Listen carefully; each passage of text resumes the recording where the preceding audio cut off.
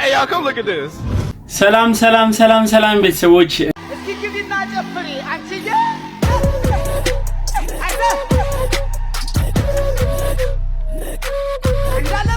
ወይኔ ተዋረደች፣ ወይኔ እንደዚህ ሆነች። ሪሊ መዋረድ እንደዚህ የፈለገ የፊዚክስ ፕሮፌሰር ምናምን የሆነ የምናምን ፈርጀ ኮከብ ምናምን ሊቀሊቃውንት ብትሆን ባለጌ ኮንክ ባለጌ።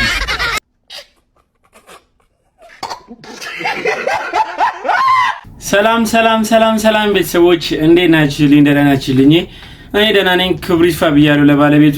ቤተሰቦች ዛሬም እንደተለመደው ለእናንተ ምርጥ አዳዲስና ወቅታዊ የሆኑ ቪዲዮዎችን ይዤላችሁ መጥቻለሁ። ቤተሰቦች በሚያስቀው እየሳቅን በሚያዝናና እየተዝናናን በተጨማሪም በአስተማሪው እየተማርንበት በእያንዳንዱ ቪዲዮ ላይ ሀሳብ እየሰጡኝ አልፋለሁ። እናንተ ደግሞ ኮሜንት ሴክሽን ላይ ገብታችሁ ሀሳባችሁን በነፃነት ግለጹልኝ። በተጨማሪም ቤተሰቦች ቻናላችን ጥሩ በሚባል ደረጃ በፍጥነት እያደገ ይገኛል። አሁን የምጠይቃችሁ ሰብስክራይብ ያላደረጋችሁት ሰብስክራይብ በማድረግ ይህንን ቻናል ፋሚሊ ሆኑ፣ አትጸጸቱም። በተጨማሪም ቪዲዮ ላይክ ማድረግ እንዳይረሳ፣ ምክንያቱም ለብዙዎች እንዲደርስ ስለሚረዳኝ ነው። ቤተሰቦች አብራችሁን ቆዩ። ወደ ቪዲዮቹ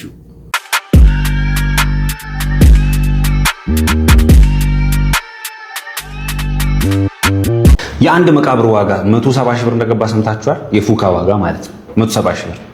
ያው 2 ሜትር በ60 ወር በ70 ሳንቲም የምትሆን ቦታ ለዛውም ለ7 ዓመት። ከዛ በኋላ ያው መውሰጃ ይፈለጋል እና ዘንድሮ ያው መኖሩ ብቻ አይደለም መሄዱም ከብዷል። መትነን ሳይሻል አይቀርም አለኝ አንዱና መትነን ይሻላል። አታምጣ ስለው አምጥቶ ቆለለው። ይሄ እኮ ነው አሟሟቴን አሳምርልኝ ብለን የምንጸልየው። መጨረሻችን ይሄ ሆነ። አይን አለም ጉድሽን አልሰማሽ። 170 ሺህ ብር ለዛው ለ7 ዓመት ብቻ። ከዛ በኋላ ኤክስፓየር ያደርጋለሁ። ከ7 ዓመት በኋላ አጥሚ ምን ልታደርጉት ነው? ለቤተሰቤ ተሙ የሚባል ቅድሚያት ነበራችሁ ብላችሁ ልትመልሱላቸው ነው? እጎመኝ እኔ አጥዬ ትዝ ይለኛል። እንደውም አንድ ወዳጄ እዚህ ሶሻል ሚዲያ ላይ ያየሁት ምን ሲል ሰማሁት? እኛ ኢትዮጵያን ስንኖር በ10 ብር መድኃኒት መግዣ ያልሰጠን ስንሞት የ10 ሺህ ብር አበባ አምጥቶ ጉንጉን ያስቀምጥልናል። እውነት እኮ ነው። ወይ አኗኗራችን አላማረ ወይ አሟሟታችን አላማረ ወይ ነው እኛ በቁም ሳለን ሳንስማማ እንዲሁ እንደተባላን እዛም ገብተን እንደተበላን 170 ሺህ ብር ማለት ነው እንደተራሰ 170 ሺህ ብር ከምታወጡ ከፋም ለማም ገንዘብ ባሰጡኝ ይሄን ፔጅ ፎሎ አድርጉት። 1 ሚሊዮን እናስገባው። ዩቲዩብ ቻናልም አለን ተሙሉ ጉስ የሚገብታችሁ ሰብስክራይብ አድርጉ። ለኔ እንደውም 170 ሺህ እንደሰጣችሁኝ ነው የምቆጥረው። እቺን ብቻ ፌቨር ስሩልኝ። ፈጣሪ ደጉን ዘመን ያምጣልን። እናት አባቶችም ጸሎት ማድረጋችሁን አዘንጉ። መኖራችን ተውት፣ መሞታችን ራሱ እያጠራጠረኝ ነው። ማን አባህ ሞት አለ ተብለን መጠየቃችን አይቀርም። ከሞትኩ በኋላ እንደው 170 ሺህ ብር ይመጣል። እኔ ምን ያደርግልኛል? ኦልሞስት አይ ማይነስ ከዚህ ማህበረሰብ መዘጋጃ ሰውጥቶ ቢቀብረኝ የትም ቢጥለኝስ? በቁም ሳለ ነው መተዛዘብና መተዛዘብ። በዚህ አካሄዳችን ከሄድን የእንዶችን የቀብረ ስነ ስርዓት መጠቀማችን አይቀርም። ያንተ ደራርበ ለኩሱባህል አመድህን ሆነሽ ነገር ይደረግና ለቤተሰብ ባንማል ይባላል። ለማንኛውም ለቤቱ አዲስ ሆናችሁ ፎሎ፣ ላይክ እና ሼር መደረግ እንዳይረሳ። እወዳችኋለሁ። እኛም እንወዳለን። አይ ደሙዬ እኔ ትለያለህ። ብቻ ግን እንጃ እውነቱን እኮ ነው። አረ ወገን ወዴት እየሄደ ነው? በዚህ ከቀጠለ የህንዶች ይሻላል። ተነነ በነነ በቃ በአንድ የሆነች እንትን ነገር ምንድን ነች? በአንድ የሆነች ሸክላ ነገር አመዳችን ይሰጣል። አለቀ። 170 ሺህ ብር በጣም ብዙ ነው። ሞተን እንደገና እዳ ለቤተሰብ አልጠቀምንም። ማን ሞታ ላይ ያስኬዳል። እንደውም እንደዛ ነው የሚሆነው። ብቻ ለማንኛውም ይሁን። እንደውም በነገራችሁ ላይ ስለ ኑሮ ውድነት ሳስብ እኔ እንደውም ከሰሞኑ ካየሁት የሰርግ ቪዲዮ በጣም የሚገርም አንድ ቪዲዮ አይቻለሁ። እስቲ ልጋብዛችሁና እስቲ በሱ ቪዲዮ ላይ እስቲ ሐሳባችሁን ግለጹልኝ። ዋው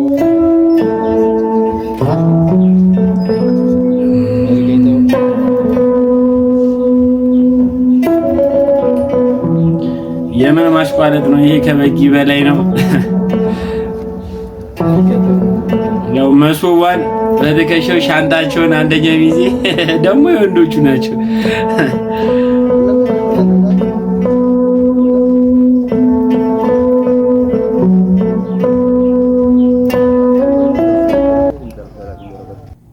በቃ ሰርግ ከሆነ እንኳን እንዲህ ነው።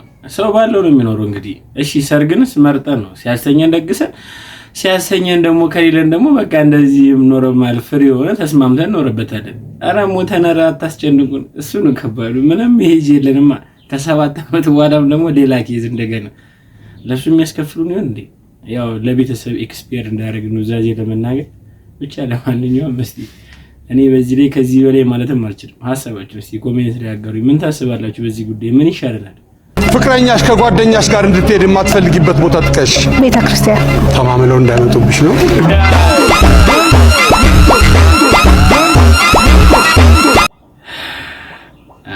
አንተማመንም ፍቅረኛና ጓደኛ ተለቆ አይተማመኑም። ጭራሽ ቤተክርስቲያን እንዳይማማሉ ያስኬዳል። እኔ ግን ጋይስ እንደውም ቤተክርስቲያን ነው ፈቅድላችሁ። ቤተክርስቲያን ይሻላል እንዴ ሌላ ቦታ እንደውም ኧረ ከባድ ነው እንዴ። አይ ሌላ ቦታ ላይ አልስማማም፣ ቤተክርስቲያን እስማማለሁ። ገና ለገና ምን ልታዘዝ? በደሌ ሐረር ዳሽን። ምን አይነት ትእዛዝ ነው? ይቅርታ አንድ ነገር መጠየቅ እችላለሁ? ጠይቅኝ፣ ችግር የለውም። ሁልጊዜ 3 ቢራ ባንድ እያዘዝክ ስጠጣ ያለው ቢራው እንዳይቀዘቅዝብህ ለምን አንዳንድ አታዝም? 2 ጓደኞች አሉኝ እና አሁን ለስራ ሌላ ቦታ ነው ያሉት እና መጠጥ ስንጠጣ ሶስታችንም 3 ቢራ ነው የምናዘው። አብረን ያለን ያህል ነው የሚሰማን። ምናልባት መድገም እንኳን ብንፈልግ ድጋሚ 3 ነው የምናዘው። ይገርማል። መልካም መጠጥ 6 ቢራ ማለት ነው መድገም ከፈልጉ። በሌላኛው ቀን እስቲ ጋይስ በህይወት እስካለሁ ፍቅሬ ይሄው የተለመደውን አምጥቻለሁ። አይ በደሌው መልሹ። ምን ነው በደሌ የሚጠጣው ጓደኛ ምን ሆነ ሞተ እንዳትለኝ። አይ አይደለም እኔ መጠጣ ቁሜ ነው። ያማ እኔ መጎዳት ይብቃኝ፣ ለጓደኞቼ ልጠጣላችሁ። አረ ጋይስ ወገን ወዴት እየሄድ ነው? እኔ መጠጣት አቁሜያለሁ። ያንተ ይለያል። እኔ ለምን ልጎዳ? ለጓደኞቼ ስል ነው። እኔ እንጃ። ለማንኛውም እንደዚህ አይነት መብድ ሰው አለ ማለት ነው። ያርግልሽ ፓፕ። አሁን ይሄ ባቄላ ነው። እንዴት ተደርጎ ስጋን እንደሚተካ እኔ እንጃ። ይሄ ባቄላ ጥብስ መሆን ይችላል። ይሄ ባቄላ ቅቅል መሆን ይችላል። ይሄ ባቄላ ቁርጥ መሆን ይችላል። ይሄ ባቄላ ዝልዝል ጥብስ መሆን ይችላል። አይችልም። በጣም እኮ ነው የሚገርመው። ድሮ በልጅነታችን ትምህርት ቤት ገና ብለን ስንማር አንደኛ ክፍል ገብተን ባቄላ ስጋን ይተካል፣ ስጋ ባቄላን ይተካል ብለው ስጋ እንዳንጠይቅ፣ ስጋ እንዳንበላ፣ ስጋ እንዳንጠይቃቸው፣ ስጋ እንዳንጠይቅ ስጋና ባቄላ ሆነ ይተካካሉ ብለው አስተማሩ። ምን አለበት ስጋ መስጠት ባይችሉ? ወደፊት አድጋችሁ ትብሉ አይሉም።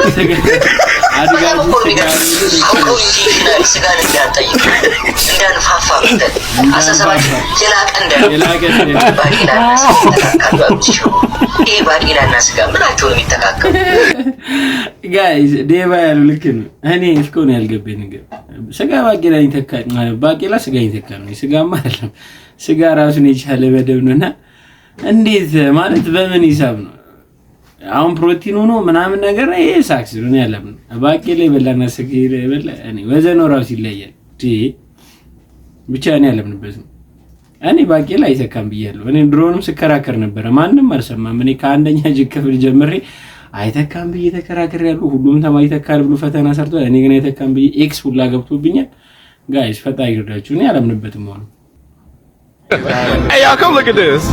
እስከሚሞት ድረስ የሰውነት እድገቱ የማያቆም እንስሳ። ሰውነት እድገቱ ምንድን ነው?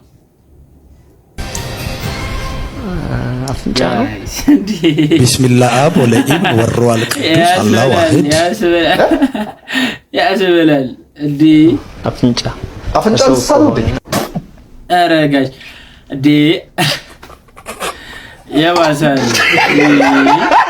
አሁን ያልገባኝ ነገር አፍንጫ እንስሳ አይደለም። ከሰውነት ባይሆን ጥፍር ነው የሚባለው አይደል? ጥፍር እድገቱን አያቆምም ይባላል።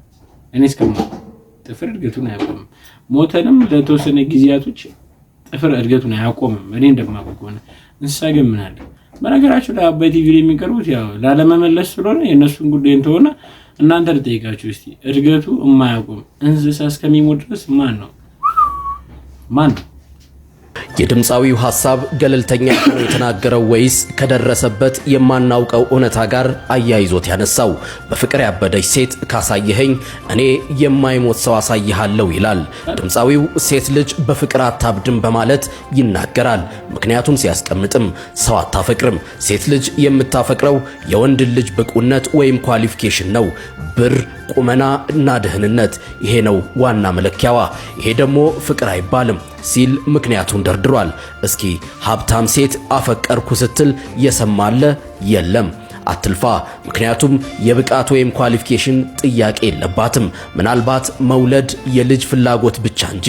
በተቃራኒው ወንድ ደግሞ ምንም ትሁን ምን መስፈርት የለውም፣ ብቻ በክብሩ አትምጣበት እንጂ ሲል ሐሳቡን አስቀምጧል።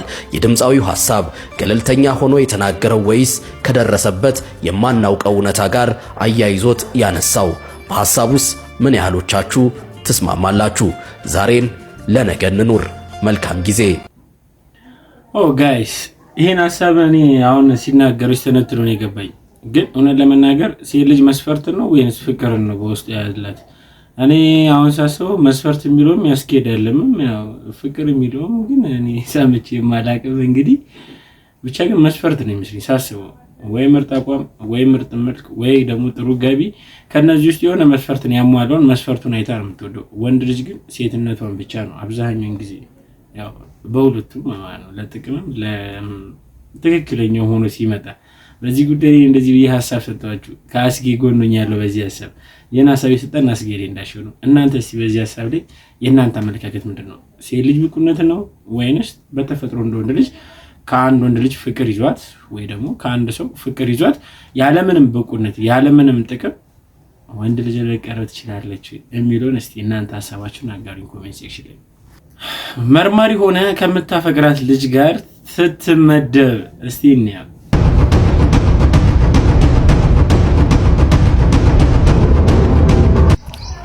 ሮዝመሪ 6 መርማሪ 6 ነኝ ዘገጁ አምዶ ከነፈንሽ ተብሎ እንዲወራ ጨርቅ እንድትልልሽ ልብሽ በኔ ጎራ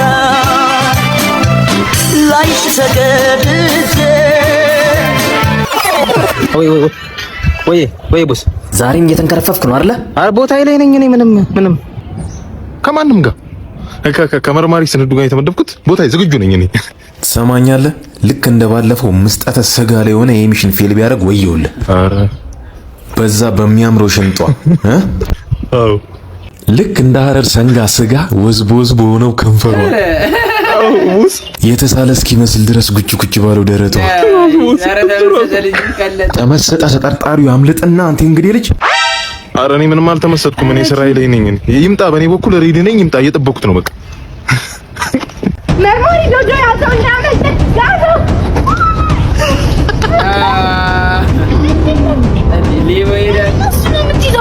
ቦስ በእጅ አስገብቻታለሁ። አንተ ጀለንጎ ጠርዝ ፊት ዛሬም አላማ አንስተ በተጠርጣሪው ፋንታ ባልደረባህን አጠመድክ አይደለ?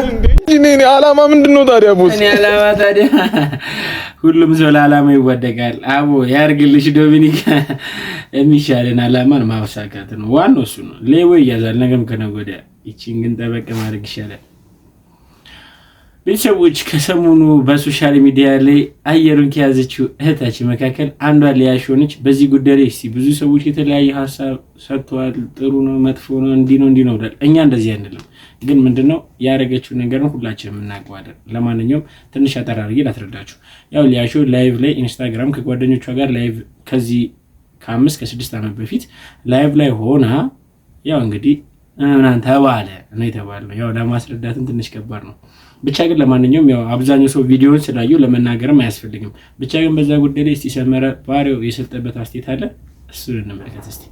ምንም አላረኩም፣ ምንም ያረኩት ነገር የለም። ስለ እውነት እንነጋገር ከተባላችሁ ቪዲዮውን ይዩት። ምን አደረኩኝ? ፍለርት እያደረኩ ነው። ምንም አላረኩም። ፊንገር አድርገሻል ካላችሁ ደግሞ መብቴ ነው በንብረቴ። አም ሲንግል ብቻዬን ነበር የምኖረው። የፈለኩትን ባደርግ ማንንም ምንም አያገባው። ሳረግ ደግሞ ብር ለመቀበል ወይም ደግሞ ወንድ ለማሻፈል የተጠቀምኩበት ነገር አይደለም፣ ወይም ደግሞ ተላልኪው አይደለም። ላይቭ ፐብሊክ ላይ የተደረገ ነገር ነው። ዛሬ ቲክቶክ ላይ የሚደረገው ነገር ወይኔ ተዋረደች፣ ወይኔ እንደዚህ ሆነች። ሪሊ መዋረድ እንደዚህ ነው። ያበሻ ሴት ምለው ደጋግሜ ያበሻ ወንድ ያበሻ ሴት ያበሻ ሰው ምለው አበሻ ስለሆንኩና ስለሚመለከተኝ ኢትዮጵያ በጣም የራሷ የሆነ ባህል ስላላት ጨዋነት ስላላት ሰውን እምንለካው በጨዋነቱ ስለሆነ ነው። የፈለገ የፊዚክስ ፕሮፌሰር ምናምን የሆነ ምናምን ፈርጀ ኮከብ ምናምን ሊቀሊቃውንት ብትሆን ባለጌ ከሆንክ ባለጌ ሲል ያበሻ ጎረቤት አፈራል፣ እድር ያስገባ ዘመድ ያፈራል፣ ጋሻ ያስብል ከመቀመጫ ኖር ሰው አይነሳል። ባለጌ ርካሽ ከሆንክ ረክሳል። ያንተ ምሁርነት ከዛ ውጪ ደሞዝ መብያ ልንገርሽ እኔ አንቺ ሰው ከሆንሽና የምትሰሚ ከሆነ አደብ ያዥ። ባል ካለሽ ባልሽን አማክሪውና አደብ ያስይዝሽ። most probably I doubt it ግን እንደዚህ አትታመስም። ያበሻ ሴት ናይት ክለብ ያለች ሴት ራሱ እንደዚህ አይነት አክት አፈንድዳ ስታደርግ ያጸይፈናል ወንዶች። ልንገርሽ እኔ በጣም ነው የምንጸየፈው። የረከሰች ነው ይመስል ቤትሽ ላምባዳ መደነስ ትችላለሽ። ከፈለግሽ ሳልሳ መጨፈር ትችላለሽ። ቤትሽን ቆልፈሽ እንደዚህ ተቀርጸሽ ህዝብን ማሳቀቅ ግን ምንድነው? ባህላችሁ ርካሽ ነው? አያገባኝም ነው? የእናንተ ባህል ገደል ይግባ ከፈለገ ነው ይሆናልው ነው? አይሰራም እንደሱ። እንናገራለን። ያንቺን አይነቷን ደሞ በጣም ዋልጌ ሰው ደሞ እንናገራለን። አታሳቁብን ልጆቻችን። ለምን ሶሻል ሚዲያ ላይ መጣሽ? ለምን ለጠፍሽ? ቻዩ እንግዲህ ከለጠፍሽ ሰው ሚልሽን ደሞ ብዙ ሰው እየረገመሽ ነው። የመጨረሻ ሰው ያሳቅቃል የምታረጉት ነገር። ያንቺ የግልሽ ኢንጆይመንት ከሆነ ቤትሽን ዘግተሽ ካሜራሽን አጥፍተሽ ከፈለግሽ ቀርጸሽ ድሮ አልበም ውስጥ ፎቶ እንደምናስቀምጠው ቤትሽ በሃርድ ዲስክ አስቀምጪው ቪዲዮሽን። ልጅሽ ያያዋል፣ ለልጅሽ ታሳየዋለሽ። ከዛ በኋላ ማፈሪያ፣ የመጨረሻ ማፈሪያ። ቤተሰብ ያለው ሰው እናት ያለው ሰው እንዴት እንደዚህ ይሆናል እንዴ? ለምን ስርዓት አታረጉም እናንተ? ይሄ ስልጣኔ ነው እንዴ? ስልጣኔ ማለት የኢትዮጵያዊነትን ጨዋነት ማጥፋት ማለት አይደለም። ስልጣኔ ራሱ ነች። በሰለጠንን በቅጡ ምግብ በበላን በቅጡ ትምህርት ተምረን ለሰው የሚተርፍ ንግግር ካፋችን በወጣ መሰልጠን ማለት በእኛ ዴፊኒሽን አሁን መባለግ ነው። ከአፍ የሚወጣው ነገር የባለገ ድርጊቱ የባለገ ልብሱ ከራቁትና ከወሲባዊ እንትን ፖርኖግራፊ የማይተናነስ ንግግሩ ወንዱ እንደዚህ ምናምን ሲቆላ ሴቷ በመሃል መንገድ ያረች እንትን ያረች አንድ ፊቱ ስራ አድራባይ ወጣ ማታ ከ3 ሰዓት በኋላ ከ5 ሰዓት በኋላ ለምን ጎዳና አትወጡ? ይሄ ነው መሰልጠን። በጣም የሚያም መሰልጠን ነው እየሰለጠናችሁ ያላችሁት። ብልግና ነው። ብልግናና መሰልጠን መካከል ትልቅ ወፍራም መስመር አለ። ያውም ቀጭንና ለማለፍ እንደዚህ የሚያዳግት ቲን ላይን ተብሎ ተሳስቼ ነው የሚያስብል አይደለም። ትልቅ መስመር አጥር ነው ያለው፣ የግንብ አጥር። እሱን አጥር እንደዚህ ጠርምሼ ካልወጣዋልሽ ምን ነው አንቺ እንደዚህ አደብ አጣሽ? ምን ትላለች? እንግዲህ ሰመረ ባሪያው እንደተናገሩ ነው ሊያሹ ያደረገችው ስህተት ምንም ጥያቄ የለውም። አሳፋሪ ነው፣ አንገት የሚያስደፋ ነው። ነገር ግን አንዳንድ ጊዜ ስህተቶቻችንን ከሰራን በኋላ የምንሰጠው መልስ ሌላ ነው። ቢያንስ አድርጌዋለሁ በወጣትነቴ ነው ይህን ነገርን በማድረጌ አሁን ላይ ማልተሳት በምንድነው ከዛ ህይወት ወጥቼ የተረጋጋ ህይወት ኖር ያለው ለምትለው ምላሽ እኔ በሱ ጉዳይ እስማማለሁ። ሰው ሆኖ ከተገኘ አሁንም እዛ ቦታ ላይ ሲገኝ ነው ሊወቀስ የሚገባው ብዬ አስብበታለሁ በዚህ ጉዳይ ላይ። ነገር ግን ደግሞ የሚያኮራ ወይ ደግሞ የሚያመጻድቅ መልካም ስራ ስላልሆነ ስትናገሪ ንግግሯን ብታስተካክለው ብዬ እኔ ሐሳብ ሰጣታለሁ። ቤተሰቦች በዚህ ጉዳይ ላይ ሐሳብ ካላችሁ ኮሜንት ሴክሽን ላይ እናንተ አመለካከት ምንድነው ግለጹልኝ። በተጨማሪም ቤተሰቦች ለዛሬ ይዤላችሁ የመጣችሁ ቪዲዮዎች እኚህን ይመስላሉ። እስካሁን ድረስ አብራችሁን ስለቆያችሁ አመሰግናለሁ። በተጨማሪም ቤተሰቦች ለቻናሉ አዲስ ሆናችሁ ደግሞ ሰብስክራይብ በማድረግ ይህን ምርጥ ቻናልን ይቀላቀሉን። ፋሚሊውን እኛ በትህትና እንጠይቃለን። ቪዲዮ ላይክ አድርጋችሁ እንደጀመራችሁ አልጠራጠርም። ሐሳብ አስተያየት ካላችሁ እንዲስተካከል፣ እንዲጨመር፣ እንዲቀነስ የምትፈልጉት ነገር ካለ ቤተሰቦች እንቀበላችኋለን። ኮሜንት ሴክሽን ላይ አጋሩኝ። ቤተሰቦች በቀጣይ ቪዲዮ እስክንገናኝ ድረስ ሰላም ቆዩልኝ። እወዳችኋለሁ።